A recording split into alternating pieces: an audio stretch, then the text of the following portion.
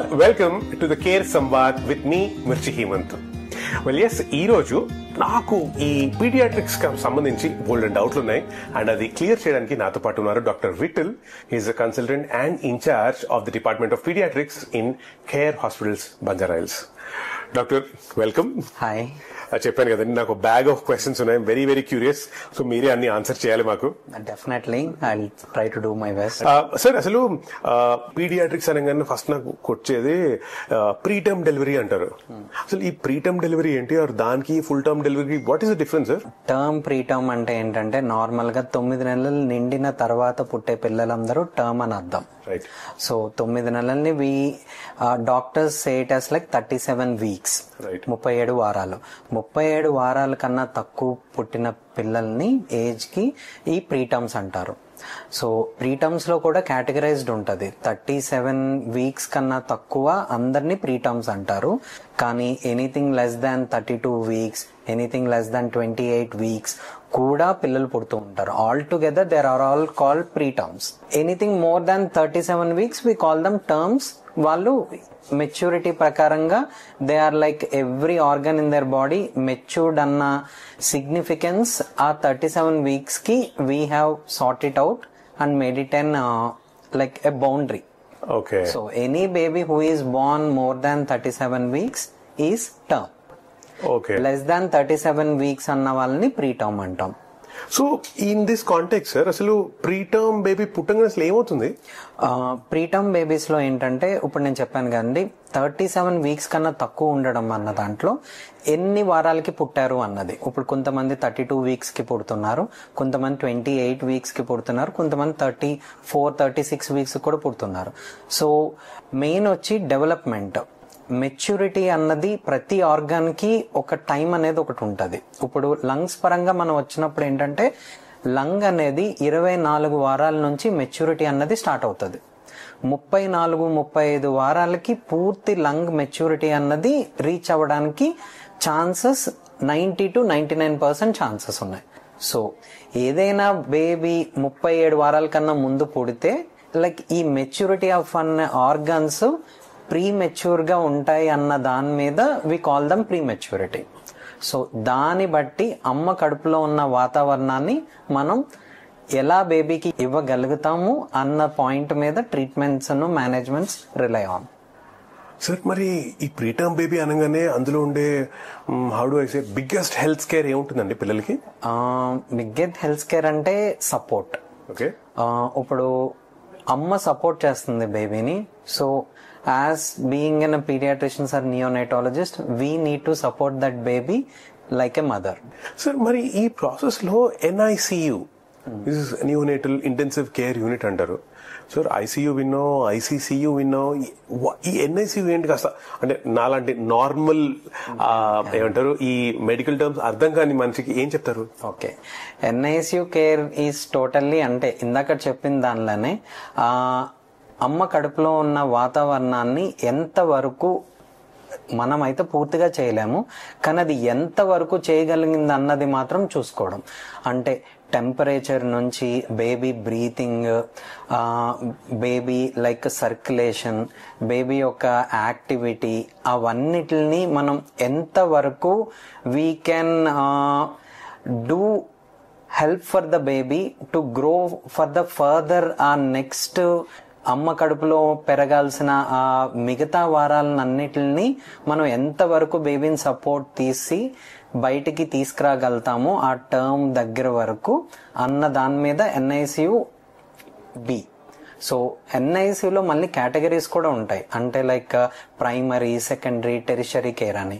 ఈ primary care ఇవన్నీ ఏంటంటే ఇప్పుడు 34-35 వీక్స్ కి పుట్టిన పిల్లలు కూడా బాగుంటారు, వాళ్ళకి అంత సపోర్ట్ అవసరం లేకపోయి ఉండొచ్చు. ఓ చిన్నపాటి oxygen, feeding regularities, temperature maintenance ఇట్లాంటివి. ఇప్పుడు బేబీ ఎవరైనా 32 వారాల కన్నా తక్కువ పుట్టిన వాళ్ళు ఉంటే వాళ్ళకి ఇంకా different. We have to support them at step 2 level or step 3 level. They come under or secondary or something. ఇప్పుడు before it decades back it was not happening, but ఇప్పుడు ఏంటంటే 24 వారాలు 26 వారాలకి బేబీస్ కూడా పుడుతున్నారు. రైట్. పుట్టిన వాళ్ళని మనం ఎంత వరకు సపోర్ట్ చేయగలుగుతున్నాము ఏంటి అన్న దాని మీద టెరిషరీ కేర్ లెవెల్ ఉంటుంది.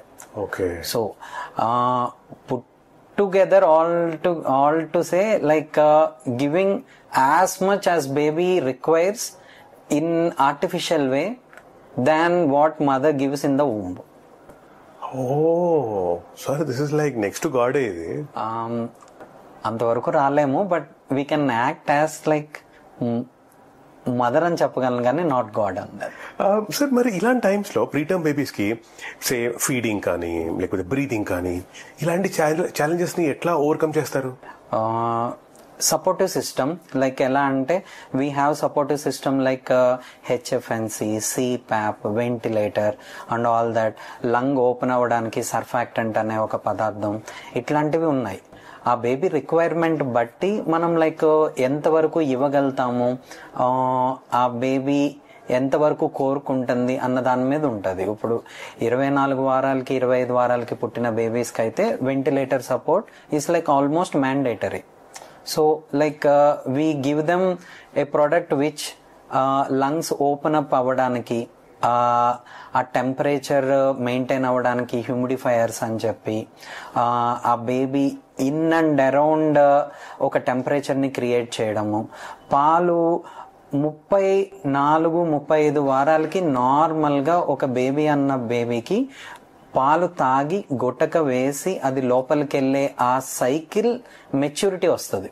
So any baby who is Born less than 34 weeks can't do it అన్నది ఇట్స్ లైక్ ఎ పాయింట్. అప్పుడు మనం ఏంటంటే ఒక ట్యూబ్ ద్వారా పాలిస్తూ ఆ బేబీకి నోటి ద్వారా పాలు తీసుకునేటట్టు స్టిమ్యులేషన్ ట్రైనింగ్ అట్లాంటివి మొదలుపెట్టి దాని తర్వాత నాన్ న్యూట్రిటివ్ సక్ అంటారు. మదర్కి పాలు లేకుండా మదర్ బ్రెస్ట్ నుంచి పాలన్నీ పిండేసి ఎంటీ బ్రెస్ట్ మీద బేబీని పెట్టి ట్రైన్ చేస్తాం. Like how the baby has to suck అవన్నీ. ఆ ట్రైనింగ్ దాంట్లోనే బేబీ కొంచెం వెయిట్ పుట్ ఆన్ అట్లాగా చేయించి అప్పుడు లాస్ట్ ఫైనల్ కి we go with the breast feeding. It's all together it's like a step wise treatment which takes a bit of time. At the same time sir like said ఈ మధ్యకాలంలో నేను చాలా డాక్టర్లను అడుగుతుంటాను నేను, అంటే ఈ ఆర్టిఫిషియల్ ఇంటెలిజెన్స్ గూగుల్ వచ్చేసిన తర్వాత అందరూ హెల్త్ ఎక్స్పర్ట్స్ అయిపోయారు కదా, ఇందులో కొన్ని స్టేట్మెంట్లు పాస్ చేస్తుంటారు. ఇది మిత్తో ఫ్యాక్టో మాకు తెలీదు, సో మీరే ఎయిర్ క్లియర్ చేయాలి. ఫస్ట్ థింగ్ ఏంటంటే మదర్స్ కి ప్రీటర్మ్ బేబీస్ ఎందుకు పుడతారు అంటే బికాస్ మదర్ ఏదైనా తప్పు చేస్తే అని అంటారు. ఇది మిత్తా ఫ్యాక్టా? అంటే డెఫినెట్లీ ఏ మిత్ అండి. It all depends. అంటే బేబీ ఫస్ట్ వాళ్ళు ప్రెగ్నెంట్ అయ్యారు అన్న టైం నుంచి ఇట్ ఆల్ డిపెండ్స్. ఎట్లా అంటే అమ్మ నుంచి బేబీ వరకు అన్ని డిపెండ్ అయి ఉంటాయి. ఇప్పుడు అమ్మకి సపోర్ట్ ఏంటంటే placenta.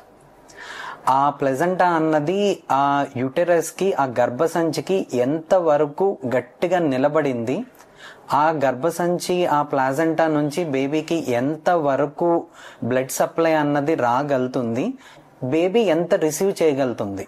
So the whole fact is like mother and in between the system and the baby. ఈ మూడు ఆటిల్లో మిస్టేక్ ఎక్కడైనా ఉండొచ్చు. ఏ ప్రెగ్నెన్సీలో అయినా మదర్ సైడ్ నుంచి ప్లెజెంటా అన్నది పూర్తి స్థాయిలో బ్లడ్ సప్లై ఇవ్వకపోవచ్చు బేబీకి, ఆ విధంగా ప్రాబ్లం రావచ్చు. బేబీ ఎంత బ్లడ్ సప్లై తీసుకున్నా కూడా బేబీ ఎదగలేని పరిస్థితిలో ఉండొచ్చు. సో ఇట్లాంటి టైంలో with many conditions all together a preterm can happen. It's never like mother తప్పు చేయడం వల్ల అన్నదైతే మాత్రం it's never going to be, because a mother never does a mistake. It's a myth. Myth. Sir, second myth or a fact that you have to clear is preterm babies lifelong weak, ala fragile gaane untaru, sick ga untaru ani. Okay. Preterm babies lo etla ante normal growth kaakunda exponential growth antaru. Whatever we see in curves in me mathematics కానీ అట్లాగా exponential growth అంటే ఇప్పుడు 3 కేజీల baby 6 కేజీలు 4 నెలలకి రావచ్చు. So ఇలా ఈ 1 కేజీ బేబీ 2 కేజీలు 3 కేజీలు 3వ నెలకి 4వ నెలకి వచ్చినా తప్పేం లేదు. సో ఎక్స్పోనెన్షియల్ గ్రోత్ అన్నది బాగుండాలి కానీ you cannot compare with them with the 3 kgs baby.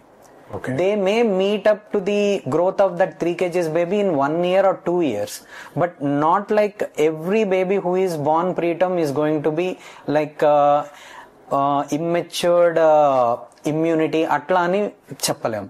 So many preterms are growing well now without any infections and all that. So it's all like after birth, అంటే దీన్ని extra uterine growth అంటారు. పుట్టిన తర్వాత బిడ్డ ఎలా పెరుగుతుంది అన్న దాని మీద డిపెండెన్స్ ఎక్కువ. సో ఈ ప్రీటర్మ్ బేబీస్ కి డెవలప్మెంటల్ డిలేస్ ఉంటాయి అన్నది నిజమా? యా, డెవలప్మెంటల్ డిలే అని నేను చెప్పలేను, but they have to be on regular checkups. Up to 1.5 years they have to be on regular checkups, and then according to their age, if they can meet their milestones and all that, it is good. But like with whatever the tertiary care has come into this system and all that, mostly we are preventing that developmental delay related situations at birth time and in NICU care. And also sir, ఒక mother కి ఒక baby preterm అయితే ఆ future pregnancies కూడా అలాగే అవుతాయి అనేది ఒక myth factor? It's again a myth. It never happens. So first time అయ్యింది అన్నదానికి సెకండ్ టైం అయ్యే ఛాన్స్ ఉండొచ్చు కానీ, but it is not like compulsory that the next even happens in the preterm. But you need to know the reason of like first pregnancy, why it has been a preterm delivery. Okay. And then if you can avoid that situation, most probably a term baby can come in. అక్కడ ఏమి issue అలా ఏం లేదు. Sir, another question, అంటే myth fact కాదు కానీ, what is this febrile seizure? Okay, febrile seizure is all together ఎలా అంటే, ఫీవర్ వచ్చినప్పుడు ఈ చిన్న పిల్లల్లో ఏంటంటే చలి జ్వరం లాగా ఎట్లా వస్తుందో అలాగా వీళ్ళకి ఫిట్స్ అనేది మాత్రం రావడానికి ఛాన్సెస్ ఎక్కువ. 6 months నుంచి 6 years ఆఫ్ ఏజ్ లో ఇలా ఫీవర్ ఒక 100.4 as the book says, like 101 అట్లా ఫీవర్ వచ్చినప్పుడు వాళ్ళు ఫిట్స్ లాగా దే త్రో ఇట్ ఆఫ్. కానీ ఈ ఫిట్స్ అనేవి ఏంటంటే జ్వరం వల్ల వచ్చినవి కానీ, బట్ ఏదో బేబీకి సైకలాజికల్ గా లేకపోతే బ్రెయిన్ మెచ్యూరిటీ అట్లా చేసి ఫిట్స్ వచ్చేవి కావు. జ్వరం వల్ల బేబీ బాడీ టెంపరేచర్ ఇంక్రీజ్ అవ్వడం వల్ల బ్రెయిన్ లో హైపోథాలమస్ అనే ఒక చిన్న ఆర్గాన్ వల్ల టెంపరేచర్ డిఫరెన్సియేషన్స్ రావడం వల్ల వచ్చే ఫిట్స్ ఇవి. అండ్ దీని కాజెస్ ఏముంటాయి? కాజెస్ అని ఏం లేదు, బట్ బిగ్గెస్ట్ కాజ్ ఏంటంటే it runs in families so many times. So father గానీ మదర్ గానీ వాళ్ళకి చిన్నప్పుడు ఇలాగే జ్వరంలో ఫిట్స్ రావడం అట్లాంటివి ఏమన్నా ఉంటే మాత్రం డెఫినెట్లీ బాబుకో పాపకో వచ్చే ఛాన్స్ ఉంది. That doesn't mean like it comes sure, but like positive family history ఉన్నప్పుడు రావడానికి ఛాన్సెస్ ఎక్కువ.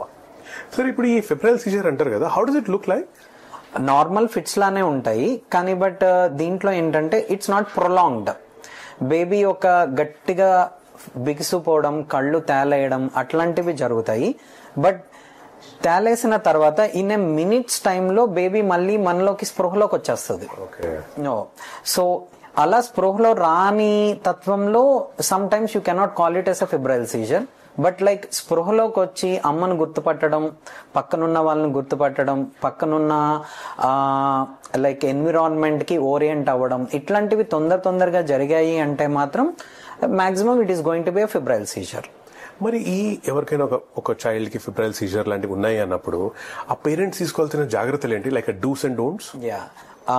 When ever there is like history of febrile seizure బేబీకి అట్లా ఉన్నప్పుడు, ఎప్పుడైనా జ్వరం వచ్చినప్పుడు నార్మల్ గా జ్వరం తగ్గే పద్ధతులు కొంచెం అన్ని నేర్చుకోవాలి. Either giving an paracetamol dose or like sponging, tepid sponging అంటారు, గోరువెచ్చ నీళ్ళతో పైన నుంచి కింద వరకు తుడవడం అట్లాంటివి. అట్లా చేసినప్పుడు టెంపరేచర్ డౌన్ అయితే ఫిబ్రైల్ సీజర్ అన్నది రావడం అనే రిస్క్ ని కొంచెం తగ్గించుకోవచ్చు. ఇది బేబీ ఒకవేళ వామిట్ గానీ అట్లాంటివి ఏమన్నా అయ్యే ఛాన్సెస్ అని అనిపిస్తే బేబీని ఏంటంటే కొంచెం పక్కకు తిప్పి పడుకోపెడితే ఆ వామిట్ అన్నది ఆస్పిరేట్ అవ్వకుండా ఉంటది. సో ఆ ఫిబ్రైల్ సీజర్ కన్నా ఈ ఆస్పిరేషన్ అన్నది ఇవి problematic. Correct. Treating a febrile seizure can be a normal thing, but treating an aspiration thing is like a difficult thing. So febrile seizure వల్ల ఫిట్స్ వచ్చి బేబీ కింద పడిపోయింది బెడ్ మీద నుంచి, తలకి దెబ్బ తగిలింది, ఇట్లాంటివి కొంచెం serious issues. So febrile seizure అన్నది సీరియస్ ఇష్యూ కాకుండా, but how to control fever అన్నది you have to know. Again doctor, నాకు కొన్ని మిత్స్ అండ్ ఫ్యాక్ట్స్ ఉన్నాయి. ఫస్ట్ మిత్ ఆర్ ఫ్యాక్ట్ మీరే క్లియర్ చేయాలి.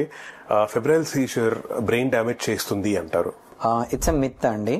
Normally doesn't cause, but anything like 24 hours లో more than 2 types of febrile seizures వచ్చినాయి అనుకోండి, then there are little chances. So like be aware that if a febrile seizure is repeated third time or like fourth time in a day, please visit hospital as soon as possible without taking an own call or something like that.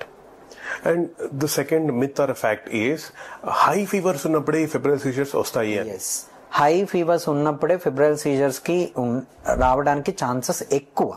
కానీ it depends on child to child. అంటే threshold of fever మీద రావడానికి chances ఉంటాయి. కొంతమందికి 101, 102లో వస్తుంది, కొంతమందికి 100.1, 100.2లో కూడా febrile scissors రావడానికి ఛాన్సెస్ ఉంటాయి. కానీ ఆల్రెడీ ఫిబ్రైల్ సీజర్ వచ్చిన బేబీకి సెకండ్ టైం రావడానికి chances are more. Oh, and also another myth or fact that you have to clear is, ఓ చైల్డ్ కి ఒకసారి ఫిబ్రైల్ సీజర్ వస్తే ఇంకా లైఫ్ లాంగ్ ఉంటుంది అని. No, normally after 6 years of age normally ఈ ఫిబ్రైల్ సీజర్స్ అన్నవి రిపీట్ అవడం చాలా ఛాన్సెస్ తక్కువ అండి. So that is the reason febrile సీజర్స్కి ఏమి ఫిట్స్ మందులు అట్లాంటివి స్టార్ట్ చేసి అవి ఒక 2 years 3 years లైఫ్ లాంగ్ వాడాల్సిన అవసరం అయితే ఎప్పుడూ కనపడలేదు. సో లేదు కూడా లేదు. So it's not that. Okay sir, another thing, ఎవరికైనా పిల్లాడికి ఫిబ్రైల్ సీజర్ వచ్చినప్పుడు నోట్లో అర్జెంట్ గా ఏదైనా పెట్టాలి అంటారు, అది ఎంతవరకు నిజం? Myth or fact? It's like myth. నోట్లో ఏం పెట్టద్దు. నేను చెప్పాను కదండి ఎందుకు పెడతారు అన్నదంటే ఆస్పిరేషన్ గురించి. అది మింగి ఊపిరితిత్తులకి ఏమైనా ఆ వామిట్ లో ఉన్న పదార్థాలు ఏమైనా లంగ్స్ కి వెళ్ళినప్పుడు it is going to B dangerous thing which need to be treated in ICUs and all that.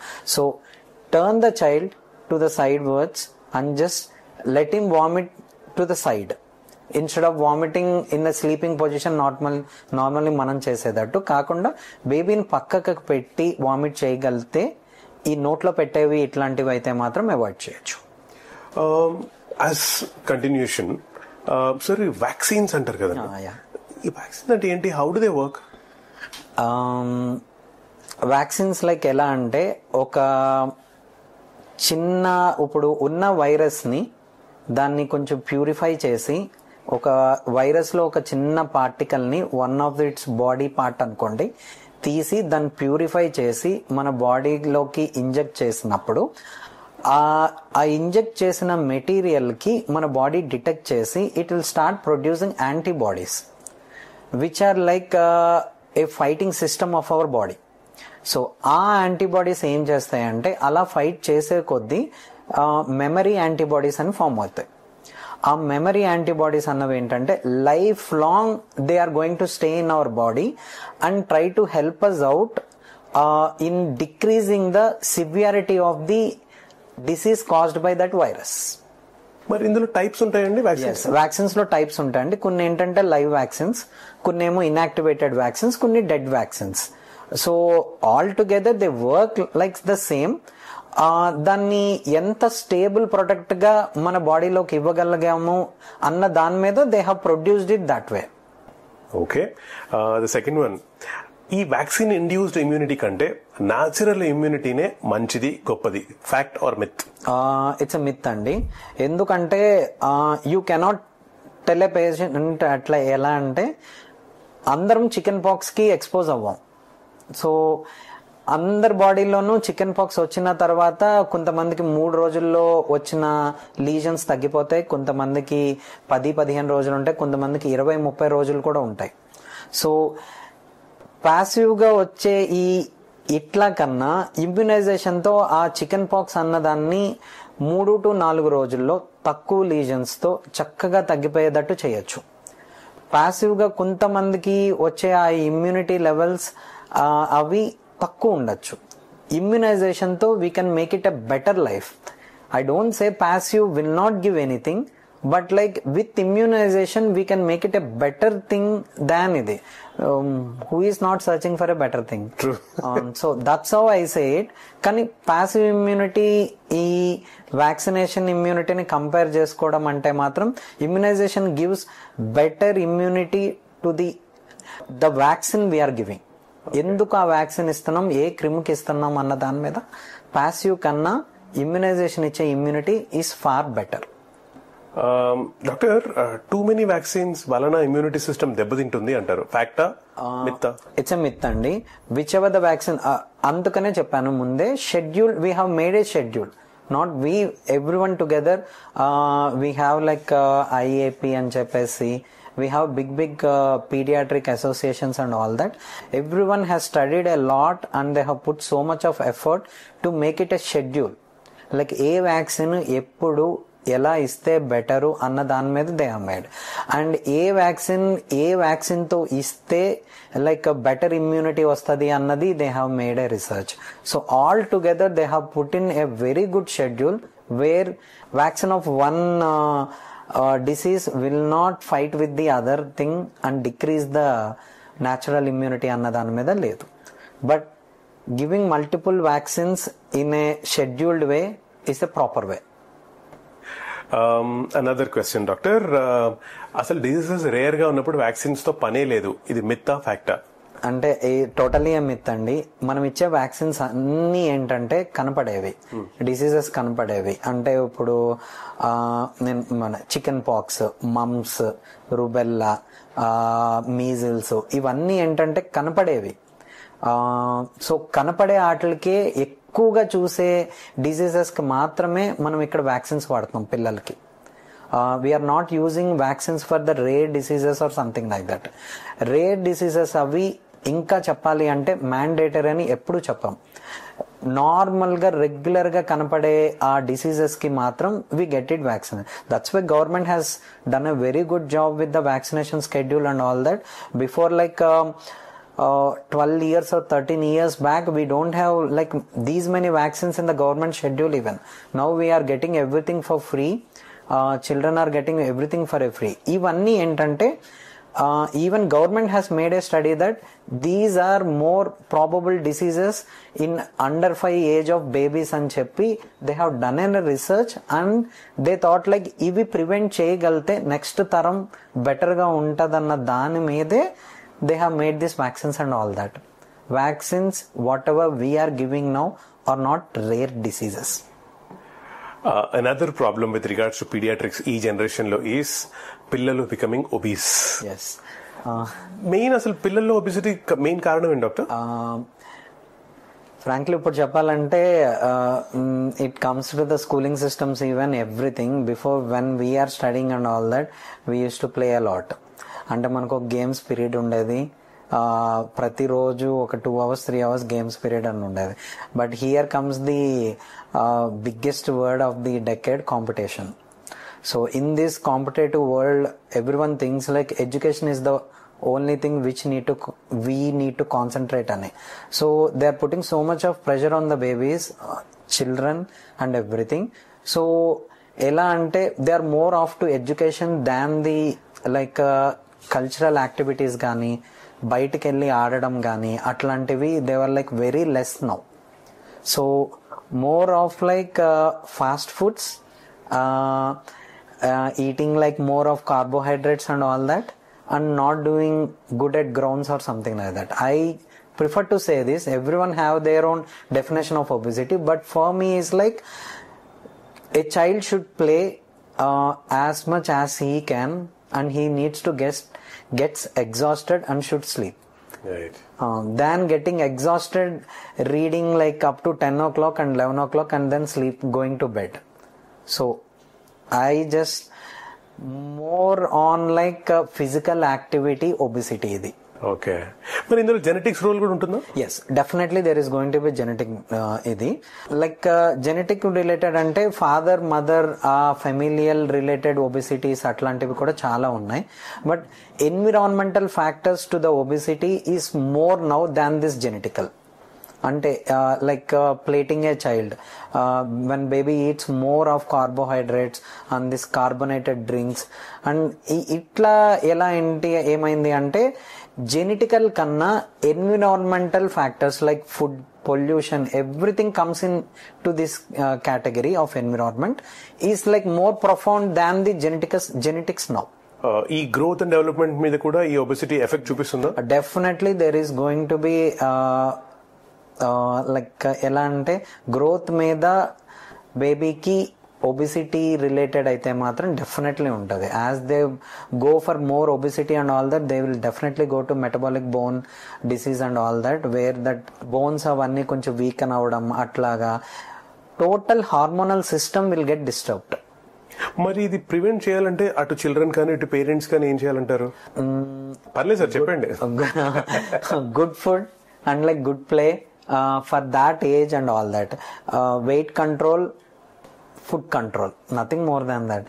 అంటే food control and that activity, ఆ ఫిజికల్ యాక్టివిటీని మాత్రం డెఫినెట్ గా a parent should concentrate it on. Like a child is not in the competitive field of education, but like he is in this world to be fit. Correct. And he should live long without any chronic diseases. ఈ diabetes ఇట్లాంటివి ఎంత profound అయినాయి అంటే we are seeing a 35 years old a male guy having diabetes now, which is not seen 20 decades back. That stress comes from the younger age అని నేను అంటున్నా. అంటే like 6 years 7 years అప్పుడు పడే స్ట్రెస్ అవంతా కూడా it can really show it of at 35 years. So what ever you do for your children, do it for the good future. So think it in like next 10-20 years ఎలా ఉండగలుగుతున్నాడు, ఇదే ఈ ఒబిసిటీతో, ఈ బాడీతో, ఈ ఫిజికల్ యాక్టివిటీతో how is ఈ going to turn up in the next 10-15 years అన్న question when you raise, definitely the obesity can be like controlled అని నేను అంటున్నా. If it is like environmental factor, please parents, it's in your hand. If it is genetical, it is in both of our hands. Again doctor, కొన్ని myths facts ఉన్నాయి. చాలా సార్లు మనం అందరం అనుకునేది ఏంటంటే ఒక fat baby is a healthy baby అని. నార్మల్గా ఫ్యాట్ బేబీస్ అవన్నీ ఏంటంటే మోర్ దాన్ 3.5 kgs 4 kgs, ఇప్పుడు 4.5 kgs బేబీలు కూడా పుడుతున్నారు. But mostly they are like of gestational diabetes అంటారు. మదర్స్ కి ఈ మధ్యన డయాబెటీస్ అవన్నీ ప్రెగ్నెన్సీ టైం మాత్రమే వస్తుంది. ఇది లైక్ కంటిన్యూషన్ డయాబెటీస్ అట్లా కాదు, ఓన్లీ ప్రెగ్నెన్సీ టైంలో కొంచెం అన్కంట్రోల్ షుగర్స్ వల్ల, దానివల్ల ఏమవుతుంది అంటే ఇన్సులిన్ లైక్ గ్రోత్ ఫ్యాక్టర్ అని చెప్పేసి ఒక ప్రొడక్ట్ ఉంటుంది. ఆ ప్రొడక్ట్ వల్ల ఏమవుతుంది అంటే పిల్లలు ఏంటంటే బొద్దుగా పెద్దగా పుడతారు. కానీ బొద్దుగా పెద్దగా పుట్టే పిల్లోడు కన్నా 2.8 kgs బేబీ పుట్టే పిల్లోడు హెల్తీగా ఉండొచ్చు. ఎందుకు అంటే ఈ ఇన్సులిన్ లైక్ గ్రోత్ ఫ్యాక్టర్ అన్నది ఏంటి అంటే it's not a good product which has to be seen. It should be in a controlled production, not at the higher levels. So ఆ బొద్దుగా పుట్టే పిల్లలకి ఫస్ట్ 6 to 8 గంటలు గ్లూకోజ్ అన్నది సరిగ్గా మెయింటైన్ అవ్వక మళ్ళీ ఐసీయూలో పెట్టి ఆ గ్లూకోజ్ని దాన్ని మనం మెయింటైన్ చేసుకుని అట్లా any 1 day of stay in NICU even is an a painful condition for a mother. So 2.8 నుంచి 3.5 kgs babies are like healthy babies. Right. పిల్లల్ని ఖచ్చితంగా నీ ప్లేట్ లో ఉన్న ఫుడ్ ఫినిష్ చేయి, లేకపోతే బాటిల్ లో పాలు ఫినిష్ చేయని ఫోర్స్ చేస్తారు. ఇది మంచిదేగా ఫ్యాక్టా? దీన్ని ఫ్యాక్ట్ మిత్లా చెప్పలేను, ఎందుకంటే ఇట్ డిపెండ్స్ ఆన్ లైక్ మళ్ళీ కస్టమ్స్ అవన్నీ. So plating is important than like ఆ ప్లేట్ లో ఉన్నది మొత్తం తినేమంటాం కన్నా ఆ ప్లేట్ లో ఎంత అమౌంట్ ఆఫ్ కార్బోహైడ్రేట్స్, ఎంత ప్రోటీన్, ఎంత ఫ్యాట్ అట్లా పెట్టాము, ఆ ప్లేటింగ్ ఇంపార్టెంట్. ఆ ప్లేట్ మొత్తం it's in full meal, net protein ని, నెట్ కార్బోహైడ్రేట్ ని రీచ్ అయ్యేదైతే నిజంగా ఖాళీ చేయడమే మంచిది. అమ్మ చెప్పినట్టు పాలు, 1 glass of milk, 1 egg is really good for health. So myth or fact అన్నది చెప్పలేను కానీ but like completing the plate, completing that glass of milk is good. Doctor, ఇంకొక myth fact question is breast fed babies over weight అవ్వరు. No, it's a myth. Over weight అవ్వకపోవడం అన్న కాదు, but like mother ఇచ్చే immunity is like far different from bottle fed babies. So there are like I cannot list it out for you, but like ఎలా అంటే mother milk నుంచి వచ్చే baby ఏంటంటే it's like far far far better than the bottle fed baby. So final the myth or fact లోది. ఇప్పుడు పిల్లలు పాకుతున్నప్పుడు over weight ఉన్నా సరే ఒకసారి వాళ్ళు నడవటం స్టార్ట్ చేస్తే స్లిమ్ అయిపోతారు అన్నది ఒక బిలీఫ్. అట్లానేం లేదు. మళ్ళీ ఇక్కడ ఏంటంటే first 1 year of the age ఏంటంటే పిల్లలు కళ్ళ ముందే ఒక్కొక్క కేజీ పెరుగుతారు. కానీ సెకండ్ ఇయర్ ఆఫ్ లైఫ్కి వచ్చేటప్పటికి ఏంటంటే లీనియర్ గ్రోత్ అన్నది స్టార్ట్ అవుతుంది. ఎలా అంటే బాబు కానీ పాప కానీ they start increasing in height. So ఆ హైట్ మీద they look lean but they don't lose weight. So first 1 yearలో 3 kgs పుట్టిన baby on average 9 to 10 kgs reach అయిపోతారు 1 yearకి వచ్చేటప్పటికి.